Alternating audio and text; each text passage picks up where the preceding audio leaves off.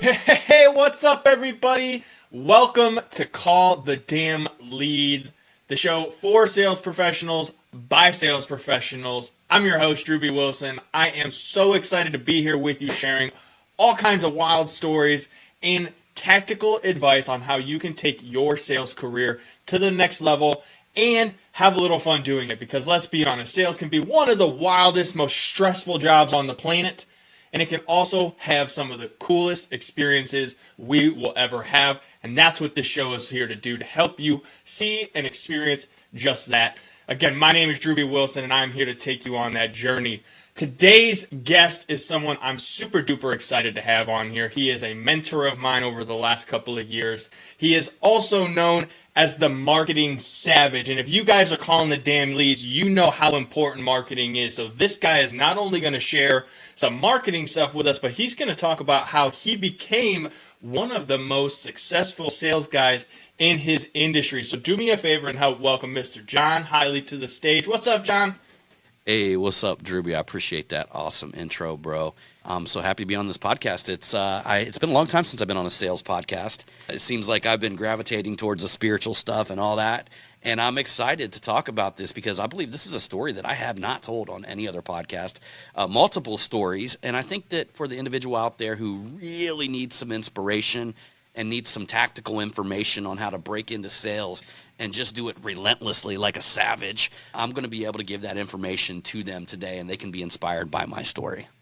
I absolutely love that, and that's why I was so excited to bring you on. I know we've been working together personally for a couple of years now, but one thing I've really seen in you is you have this ability to influence others to make powerful decisions.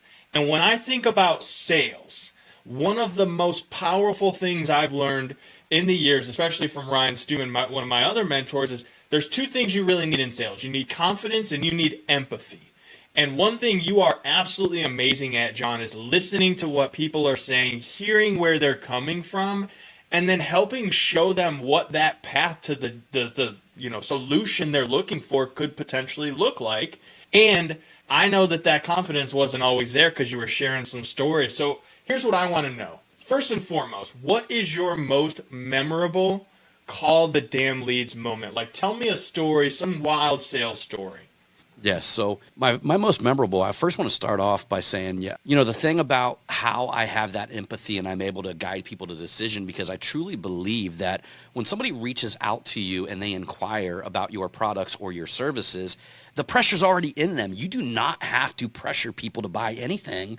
The pressure is in them. What you got to do is you got to paint a vision and guide them to a path to get what they want.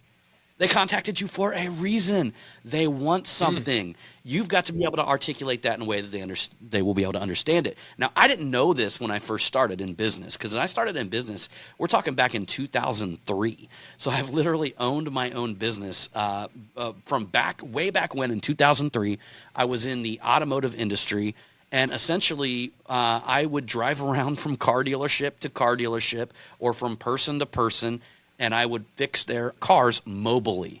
And at that time, we were doing mobile automotive dent removal. And I learned about this service because when I was a kid, I was working as a detailer. I was 16, 17 years old, and I still remember the jealous detail guy that I worked with that was so jealous about these guys that were going into the car dealerships and fixing dents. And he was telling me, he goes, man, these guys make a fortune. I can't believe that we're detailing these cars for $50 each. And that's what the price was back then. And these guys are going in and they are cleaning house. They're making, $1,000, $1,500 a day. And that's when the bell went off in my head. Ding, ding, ding, ding, ding. It's like, I got to figure out who these guys are and what they're doing. So in 2003, when I was 18, I went out to school and I spent a month out in Southern California, and I came back with a bag of tools, didn't know how to fix a dent to save my life. So I had to practice, I had to hustle, I had no confidence, and even the service that I offered, there was no confidence there. Now, keep in mind, guys, later on, I became the industry leader, and I educated half the world on how to do this thing, right? So, but early on, I had no confidence at all. It took me a long time to learn it, and I was scared to death of sales. I'd never sold nothing to anybody that was legal. So I had sold all illegal stuff to that point. And here's the thing. You don't got to sell that stuff. People want it. They're just going to buy it from you. So when you figure out that, you actually got to sell something, it was terrifying for me. And I would literally drive up to these car dealerships and I would sit in my truck and I would look through the window and I would just drive off. I wouldn't even walk in. So I was so terrified to talk to anybody. It brought anxiety to me. I could feel my breath. I would start breathing to the point where I couldn't even speak because I'm breathing so much, right? I was literally having anxiety attacks about walking in and talking to people, right?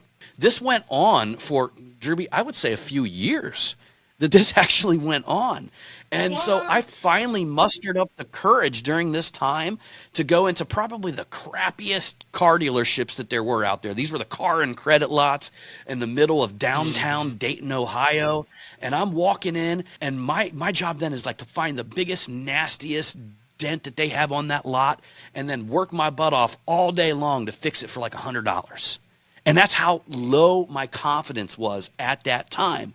Well, little did I know, because I started doing this and I put myself through this crazy gauntlet of fixing these wild dents that were just unrepairable. And guys, we were fixing them without like the body shop or painting them or anything like that. We were like muscling these things out with tools and pecking on the outside to blend them down together.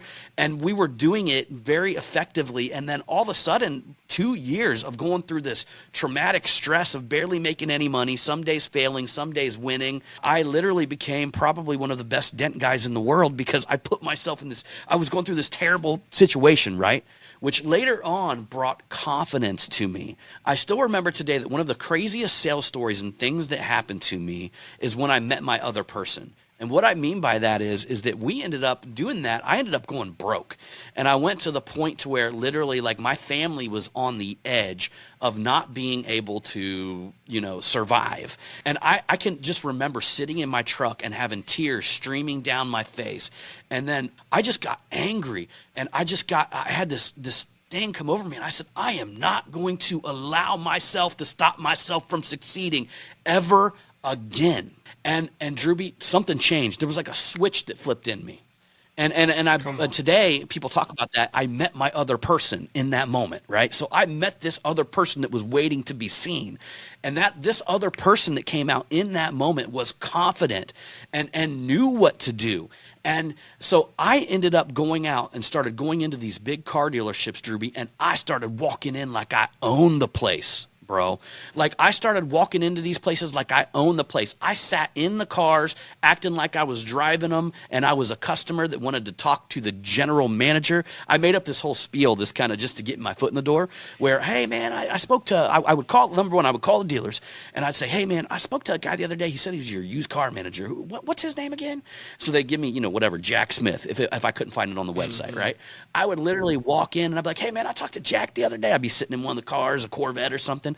I talked to Jack the other day. He was telling me about some things he had going on here. Is he around? And then they would literally walk me into the office because they thought I was a customer. And once I got this guy in the office, my goal was I do not leave there until he lets me unload my tools and fix something on that car dealership. Like I will not. I had been at the point, Drewbie, where I got in these offices and I actually seen them right now. I'm pulling on their neck, like I'm on their shirt. I would see them get nervous, look up at the clock, pull their neck, start sweating. I had a book that showed all the dents that I did. I already looked at their lot and found the ones that their guy couldn't fix. And had them all laid out. I already had the free one that I was going to do for them. I literally forced them to allow me to unload my tools and start working. Either that or they were going to kick me out of the office. So they were going to kick me out, physically have me removed out of their office, or I was going to go back to my truck, unload the tools, go fix a car, and then I was going to come back with a list of the rest of the cars that I found with the price beside them. And I said, which ones would you like me to continue working on? Period. Hold on, man. There's a whole lot to unpack out of that. I'm gonna let you finish for a second, but there's a lot to unpack there, man. Because you went through 2 years of shit. Yeah, 2 years of absolute shit, which I found later on. That's where my success came from, because the guys that just got it handed to them, and the guys that just got it delivered to them on a silver platter, maybe they knew somebody or they knew people. Them guys had never been in the stressful situations that I was in or that I was dealing with on a daily basis. So when I later built the world's largest educational system in that industry, because of the type of work that I could do, because I earned the respect of the actual technicians that wanted to learn from me. When I built a worldwide training school out of that industry, it all stemmed from them 2 years of shit sandwiches that I had to eat each and every day.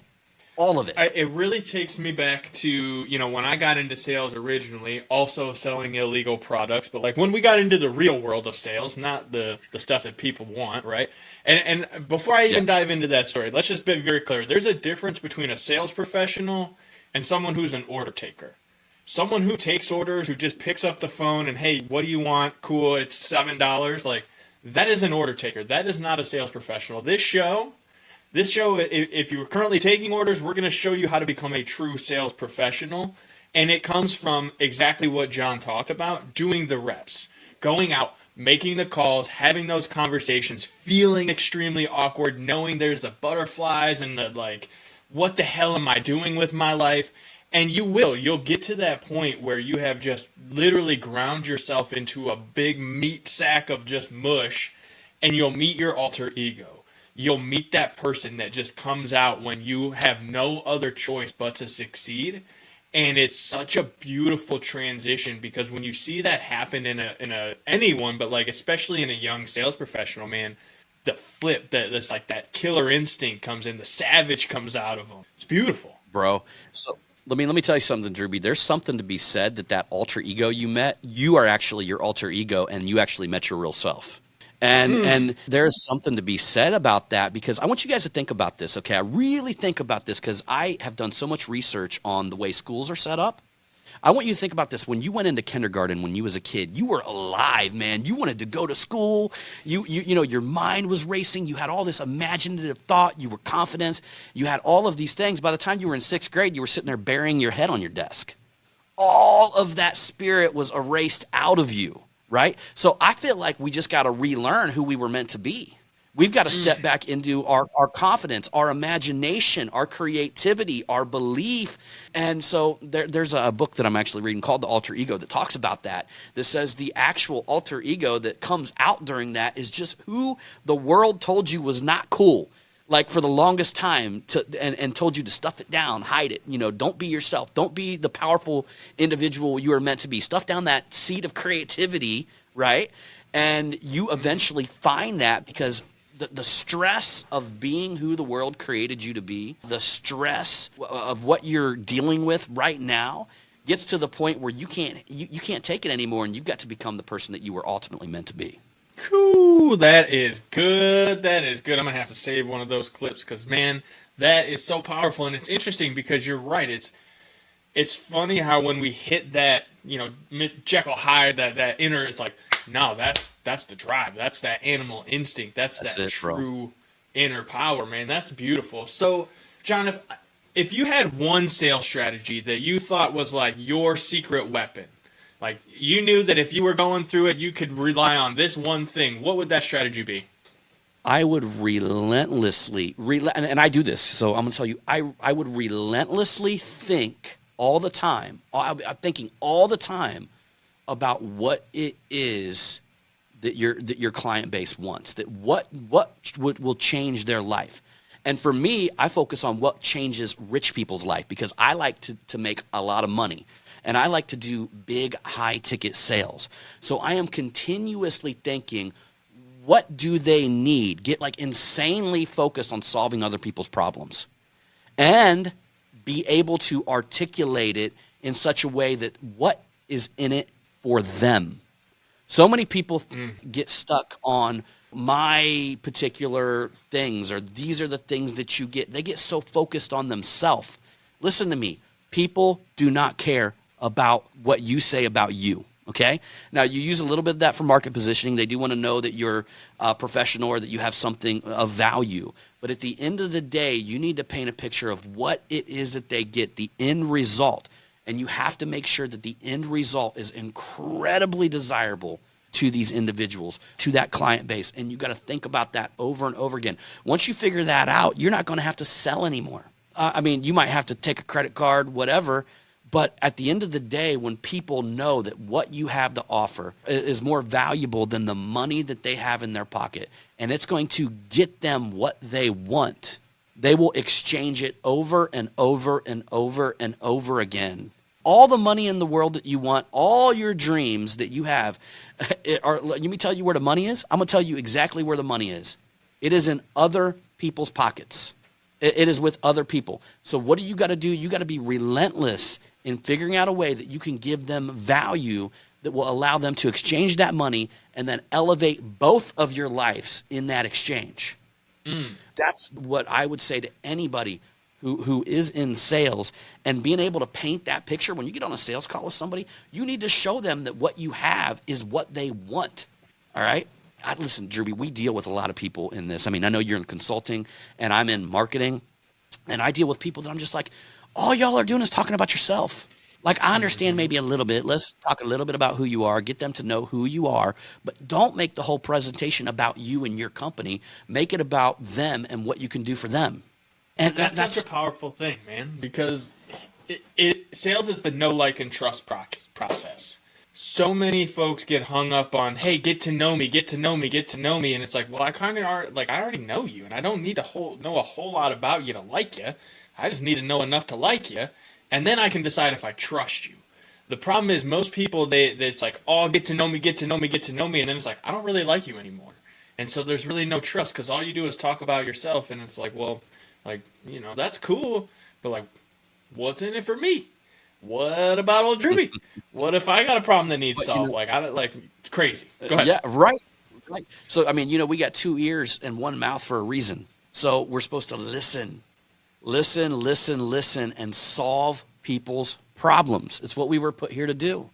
We're literally put here to create and solve people's problems. So that's a great segue into my next question, because solving problems is a huge part of sales. When I think about my job and as a sales professional, I am a professional problem solver. Like, that's my job. Hey, first and foremost, I need to get to understand who you are and what your problem is, so that I can know whether or not I can help it. Because like a great sales professional knows when they shouldn't sell something to someone because it's not the right fit.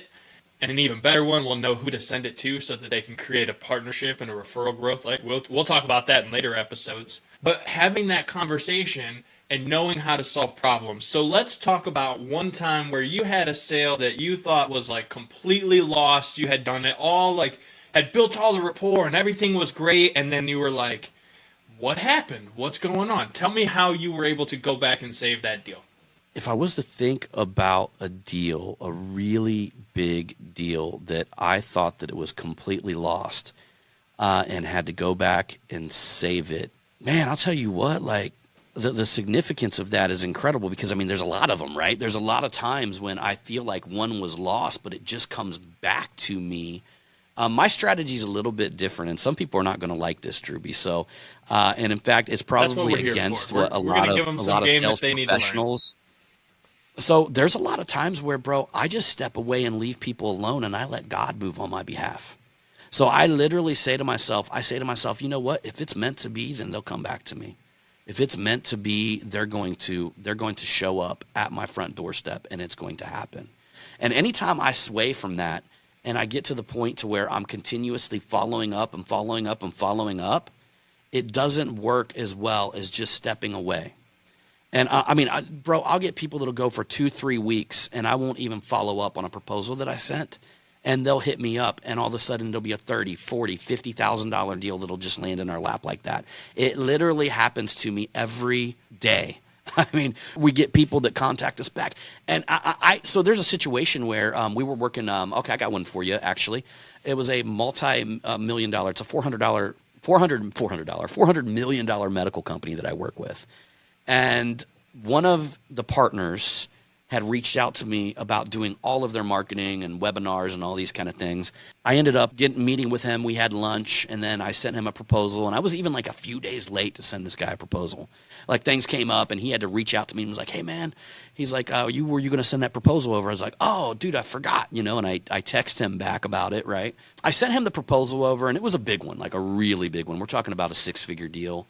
And it's ongoing, too, because I'm still working with the company, and they're investing 6 figures a month with us right now. So we got this deal going, with this guy, and I knew how big it was and all these kind of things, and I just never messaged him back.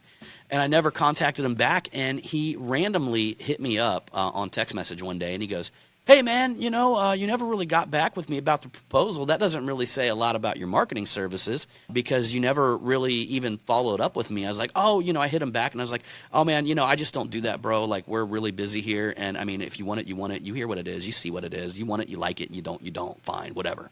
Right? So that's usually how my sales conversations go with people. You want it, you don't, whatever. I'm not going to ask you to do it. I'm not going to sit here and beg you to do it. And I mean, if you do, you do. You don't, you don't. If it's an alignment, it is. If it's not, it's not. If God makes it happen, he does. If he doesn't, he doesn't. Period. And so I hit him with that. And it was probably 3 days later, they wired the money over to me.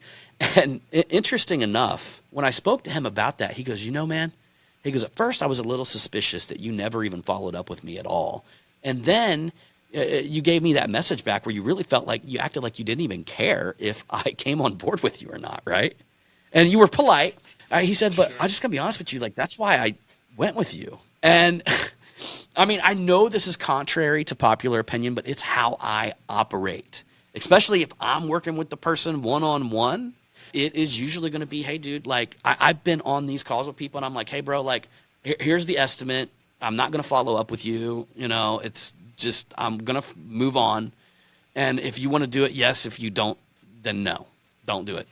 You know what, though, John? I think this is a great testament to the brand that you've built, though, because let's be honest, not everyone has that ability to just take things away. You're right. There's some nuances, though, that I believe are really, really key to how you play that are super important for the listener to hear, though, because some people may see it as ego or whatever it is. I see it as the beauty of, you've built a really strong brand and you know what you're confident in delivering on, and that goes back to what we talked about. Hey, I heard what you had to say, sir. I know this is what you need. You know this is what you need. This is the next step. You take it or leave it. Yep. And Drew, you heard the beginning of my story. The beginning of my story, I had to corner people in their office, bro. Like why they were sweating and force them into letting me work for them, right? So that's where I started. And by all means, I'm not telling anybody who's just getting into sales to start this way. I'm just telling you that this is what currently works for me right now. And it typically for the high ticket clients that I work with, I mean, we're talking about our low end client pays 10 grand a month, 100 grand a year, and our higher end clients pay way more than that. And so when you're working with an individual like that, like you don't want to really come off like you're begging them to work with you. And I don't want to beg them to work with me. If I have to force them to work with me, it's probably not going to work out. And if they come to me and they say, well, hey man, I'm trying to choose between you and this person. I'm like, well, I'm going to make your choice easy. Choose the other person. What? What do you mean choose? I'm like, I'm just making it easy for you, bro. Like I don't need your money and I don't need you as a client. I mean, I've got people that are coming. I've got a line of clients coming to me each and every day. I only want to work with people that specifically want to work with me. And don't take that as ego. That's just, it doesn't work. I've went through the scenario where we've had to, persuade somebody big time into working with us, and it always works out terribly. I want somebody that, number one, because I've got to set expectations on them. I've got to say, hey, y'all, look, you're going to work with me. Here's what I expect out of you. That doesn't happen with a person that you got to beg to come work with you. I got to make sure that they do what they should be doing on their end, and I set them expectations up front. So the situation is like this. Yes, I'm going to change your life. Look, there's mentors out there, or there's marketing companies out there that tell you to get you to 6 figures, whatever. Maybe they'll get you to 7 figures a year. I have clients that have done 7 figures that Drewbie, in a day. I have clients that have done $1 million in a day. So while these other mentors are out there pushing this hundreds of thousands of dollars a year, I've got clients that are closing $1 million in a day. And I'm here to tell you guys this, that making money faster is easier than making money slow. So if you make $1 million a year, it's a lot easier to make $1 million in a day. If you make $10 million a year, it's easy. If you make $100,000 in a year, $200,000, it's a lot easier to make $100,000 or $200,000 in one day, or 1 week. So that's what I do for my clients. So they got to be the right people.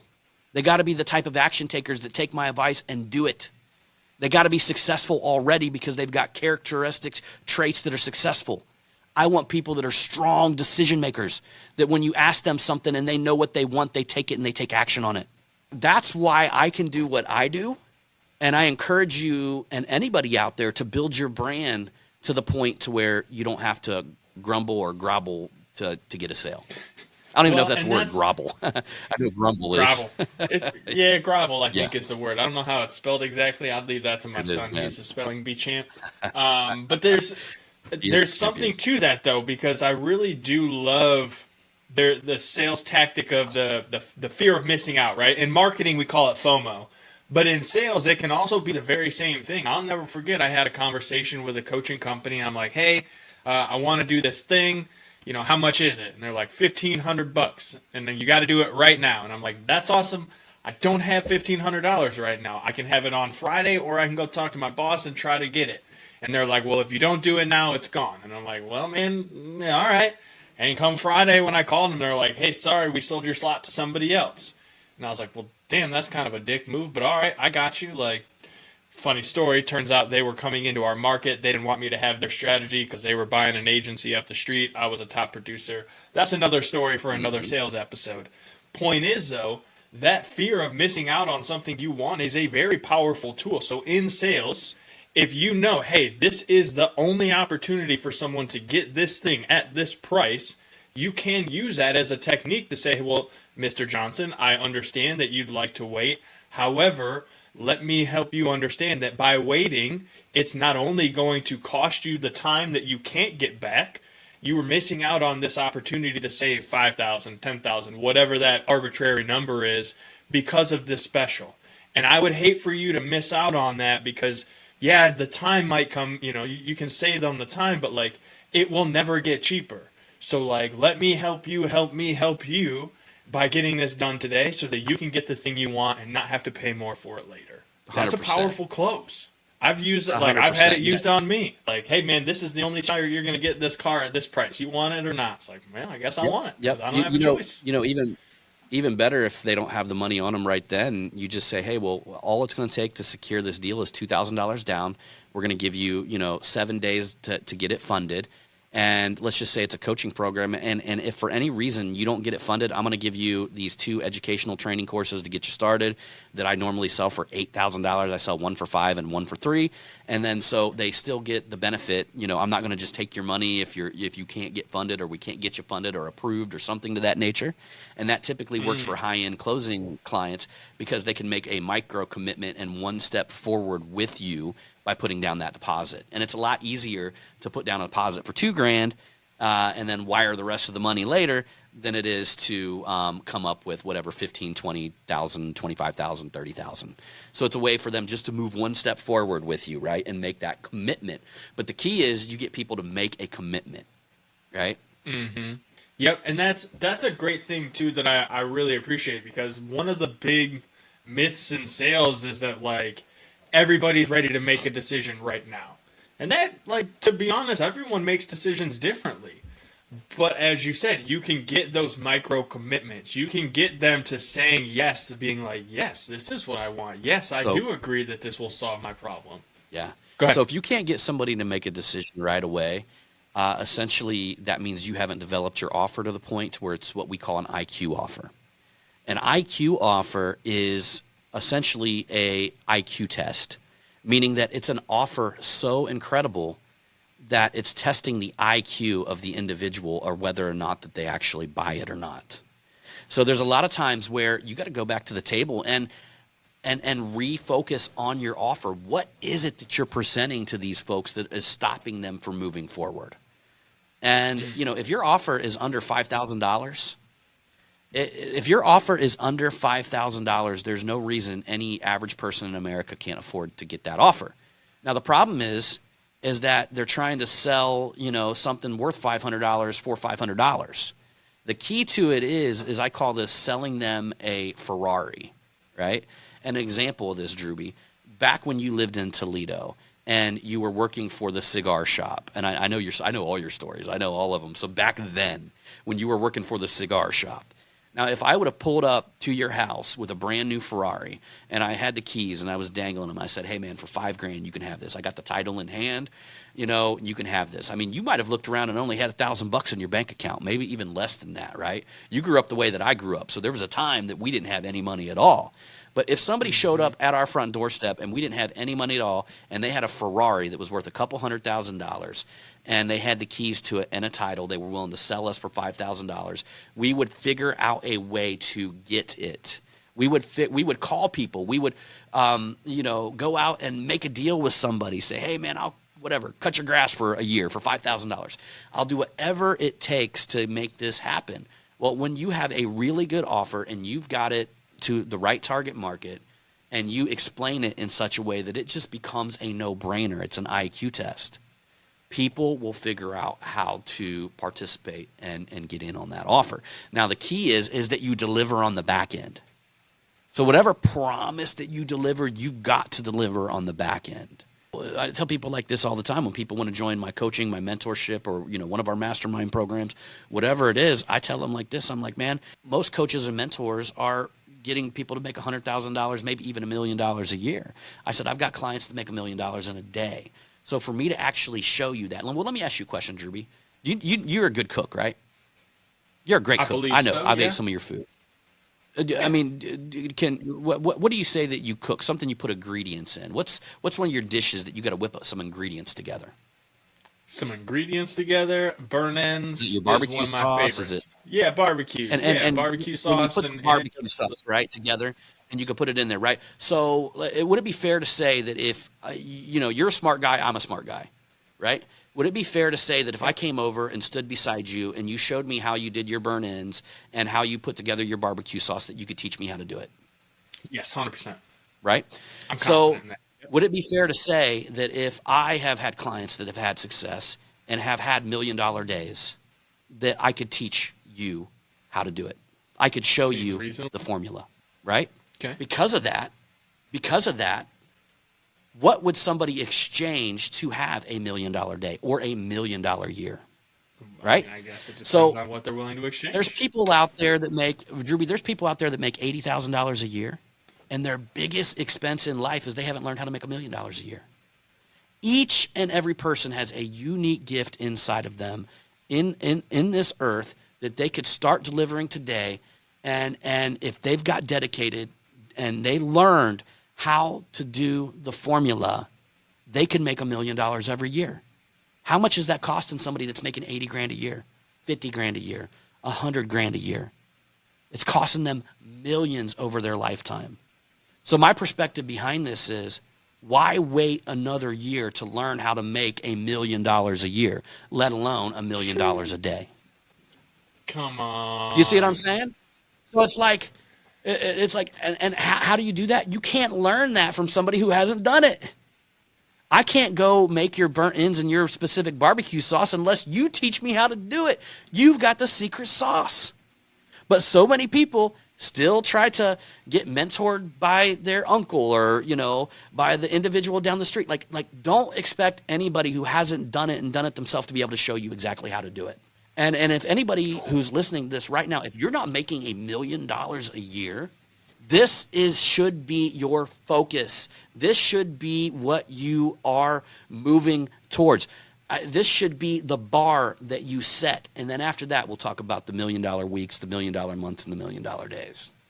John, I would normally ask here, one piece of advice to give someone starting in sales, but I really feel like that piece of advice right there might be it, man. One of the quotes that I've heard is, sales is the easiest $250,000 a year job. Let's just call that $1 million. Sales is the easiest $1 million a year job you'll ever have, and the hardest $50,000 a year job you'll ever have.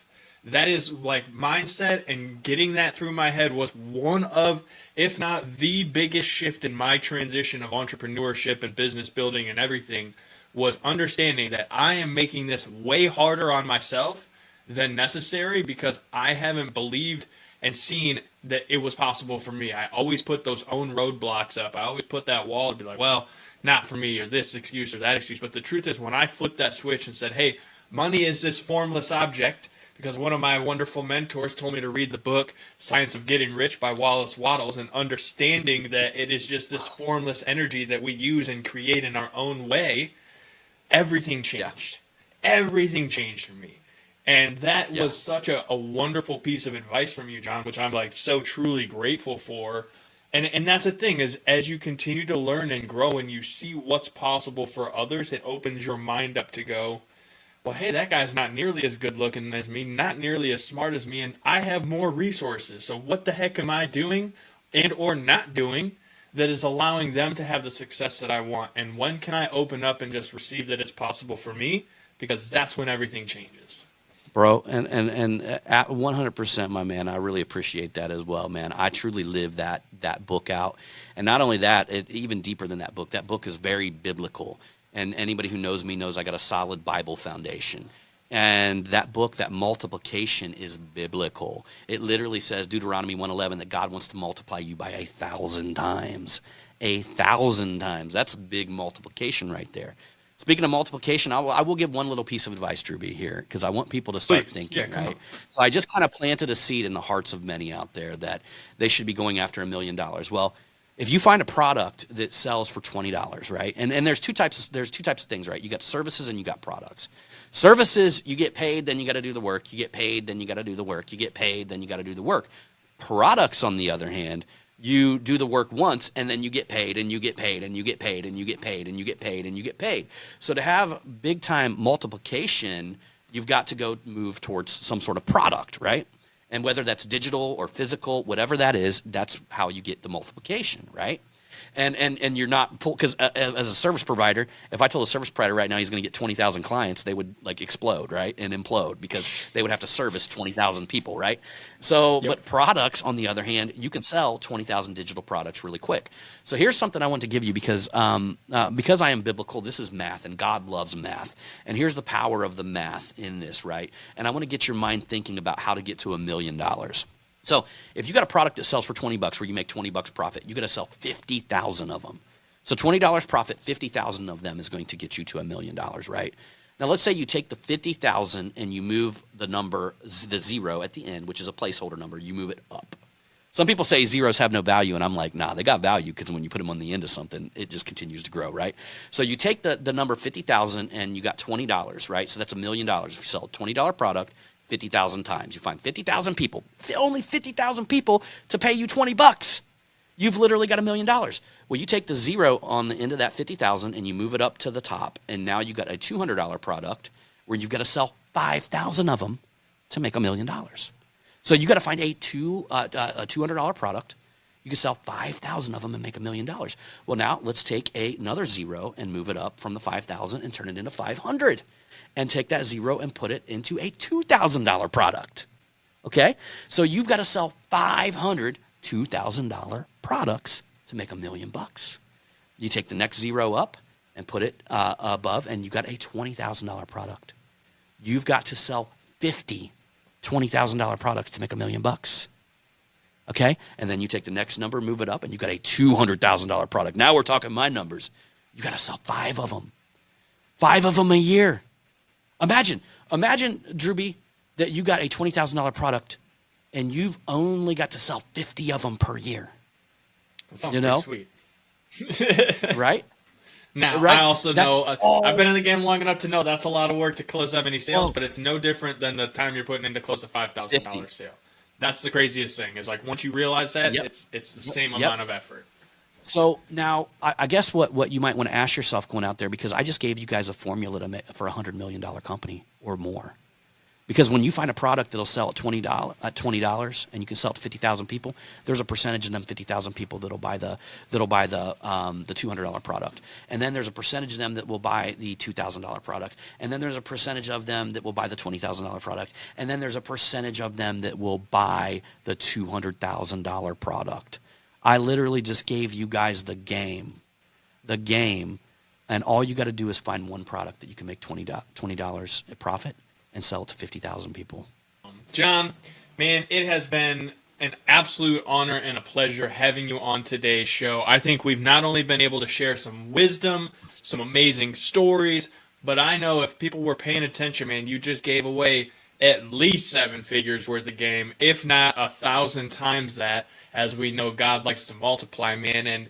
And one thing I want to make sure, for anyone who did hear this show, whether they know of us or they don't know of us, what's the best way for them to come and find you, man? Because I know you're really pouring into the community and you're making it, your life's mission to truly help people find that greatness inside of them. So what's the best way for them to come find you? Yeah. So things are shifting a little bit. I wouldn't go to my marketing company. I would go to kingdompowerlife.com or head on over to our Facebook group, the Kingdom Power Life Facebook group. There's not a lot of action going on there right now, but we are launching so many things in that space right now, where we're going to be having the Kingmaker Syndicate is coming along, and all of these different trainings and a lot of free stuff available to the public. And it's all going to be like what you heard today. It's all going to be around supporting individuals' mission to get to where it is that I just took you on this podcast. So it would be a natural segue to what we talked about today. That is beautiful, man. And that is one of the things I love about sales, is it literally gives you the opportunity to write your own check, to create your own lifestyle, and to live the dreams that you had as a little kid. Because when we looked up, we knew there was something out there, and then society pushed us down and made us this little box that we had to fit in. And as we expand on that creativity, as we learn and grow and we develop, the world is our oyster, as they say, man. So, John, thank you for being here today. I truly, truly appreciate it. You guys make sure you go follow John, kingdompowerlife.com. So much great content in there. And truthfully, again, this is a guy who went from being completely scared to walk in and sell himself to being the #1 educator in his industry, to like literally setting the standard on how to sell the product. And now he's built himself up a life where he gets the opportunity to pour into others just like you and I. And that's what this is all about. So get out there, call the damn leads, change your life, and let's take it to that next level, because I am so excited to keep bringing more awesome stories like this for you and me to keep learning and growing from. We'll see you guys on the next one.